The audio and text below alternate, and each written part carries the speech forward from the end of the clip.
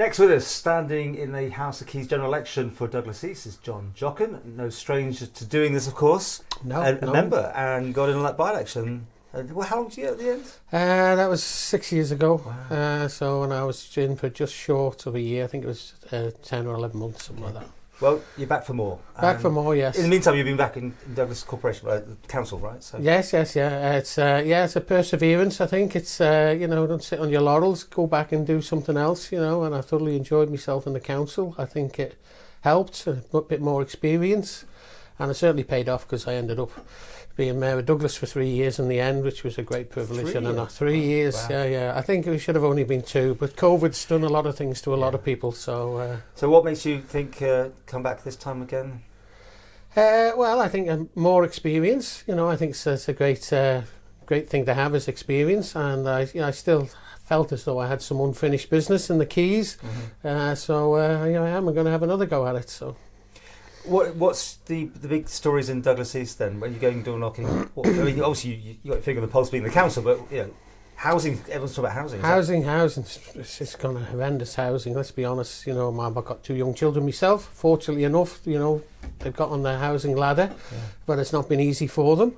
I know Douglas Corporation are going to bring in a scheme in the new council where they're going to have people in social housing. They'll instigate a savings policy, and that will hopefully help them to get on their foot on the ladder for first-time buyers. A lot of people talk about intervention from government somehow to hold prices or build more houses. I don't know, all sorts of different... First-time buyers' houses, I've spoken before about the brownfield sites that we have in Douglas, and Douglas East especially. We've got our fair share of them.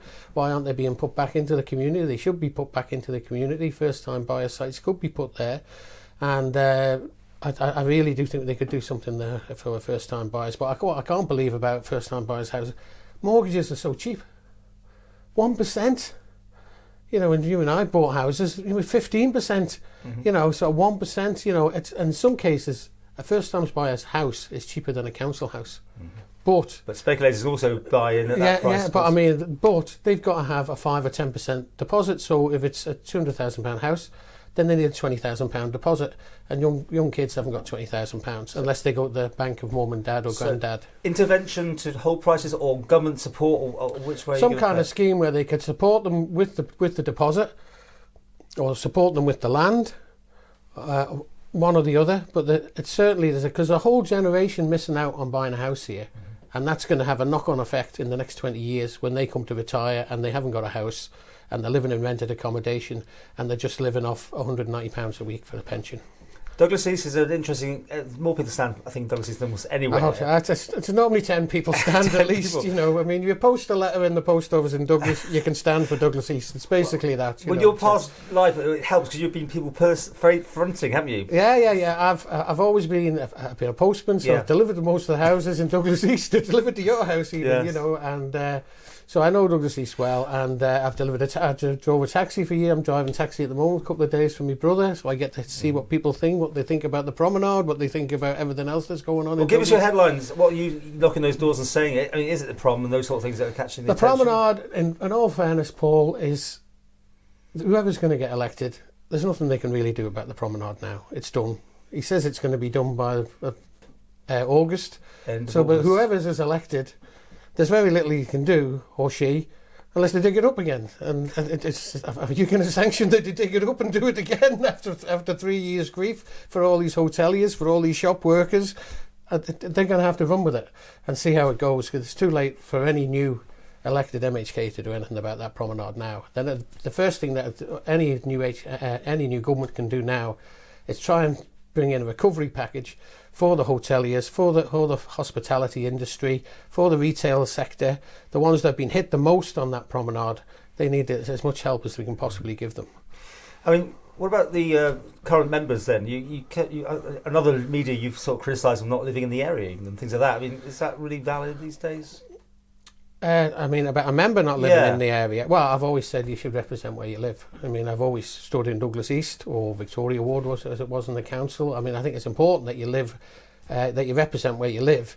You know, I mean, even you know, I see you walking past my house, you know where I live, I know where you live, I see me walking along here with my dog, people can say, I know it can be a nuisance sometimes when you're in a hurry and say, John, what about this, have you seen what's going on across the road over here, or the park in here, or whatever. Living in the environment, this makes a big difference. I mean, I know there's Facebook and there's emails and what have you, but stopping and talking to somebody is a huge difference. Well, if you're elected and you get in, what is your expertise? I mean, what did you do last time? Did you get departments last time? I got departments, yes. You know, it was on my desk at the promenade. That's amazing. That was the one on my desk, you know, and I have to say, what horrifies me about that promenade is that there's not been a single Douglas MHK involved in it. Not one. I mean, all but Claire Christian, who's put on the last by-election. She's in the DOI. So would you like DOI then? I don't know why. I'd go wherever they want. But what I would do is join a department. I wouldn't sit on the back bench. I'm not one of these people, you know, to throw hand grenades all the time and do nothing. So work very much with the government? With the government. I want to work with the government, I want to be in a department, and I want to build something for the people of Douglas and the Isle of Man. I just suggested DOI to you, but is that, seriously, what would you want to go to if you had the option? Well, I mean, DOI wouldn't be a thing. Home Affairs, I was in Home Affairs as well. Home Affairs is fine. I know the people in there, so it would be probably advantageous for whoever the government is, whoever the Chief Minister is, who would make the use of somebody that's already been in them departments. And any big acts you want to bring forward and changes or things on your mind? Like I've said before, I don't want to reinvent the wheel. I know the government is imperfect. All governments are imperfect. You know, the House of Lords is imperfect. Yeah. You know, the MLCs are imperfect. You've seen it already, so you know what. So, we can tweak with it as we go along. But I don't want to go in and smash it all up. You know, I'm not one of them people. It's a tool, and we have to use that tool to the best of our abilities for the people of Douglas East and the people of the Isle of Man. Who would you like as Chief Minister? That's very sceptical at the moment. I mean, well, in fairness, you know how it's gone. We've got. Well, you got Alison already said he wants to. Obviously about Alcannon. We're hearing maybe about David Ashford. I mean, David Ashford has done an extremely well job. David Ashford, I've worked with a great deal in the past. You're just thinking this for the first time now. Seriously, you haven't really got your mind. No, I haven't really. Right. I'm trying to get here first. You've got to get in first. You know. I mean, they're going to elect a new president, so one of them people might go to be the president, so you don't really know who's going to be. Well, I could quite easily work with David Ashford. I'm not saying I'm voting for him. I've got to see who's there. David Ashford, I think he's done a tremendous job as the Health Minister. And how do you rate the government? Dr. Allison, I've never really worked with him, so I don't really know a great deal about him. How do you rate how the government's done this past year, 5 years? Well, I think they've ticked a couple of major boxes. One of them was buying the steam packet. So I know it's a hard pill to swallow, but I think for the long-term future of the Isle of Man that was good. The other thing they didn't do was address the pensions problem, but with COVID and what have you in the past 2 years, it's understandable maybe, but they need to grasp that nettle. They've pushed it off for far too long. And as for the COVID, I think they've handled it better than other administrations, certainly in the UK. Yes, they have made mistakes, but we've had, you know, out of all that lockdown, we've had much more freedom than other places. So a fairly positive report there. Yeah, my glass is half full. I'm not a half empty guy all the time. You know, so you agree with the opening of the borders and those sort of things? What's happened here? It's going to have to mitigation, like they say. You know, the new catchphrase, mitigation. You know, it's here, and we've got to learn to live with it. And you did touch on it there. I mean, Douglas East is so with hotels and that sort of entertainment side of businesses. It's been hurt, hasn't it? It has been hurt. It's been hurt really bad. Any hope for them? And you know, it's such a cosmopolitan place, Douglas East. You know, you've got people from all different backgrounds, race and religion and what have you, and they're such a transient thing. People come to work in the Isle of Man, they end up living in this area, and then they move to somewhere else. They never stay very long. That's why always has quite low turnout really when it comes to vote. But they are. I mean, they need to pick themselves up, and we need to have the bounce back now.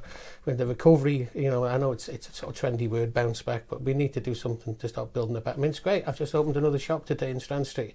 That's 5 I've opened in the past 3 weeks. But people keep knocking us down and saying the place is empty, the place is dying. I've just opened 5 new shops in 3 weeks.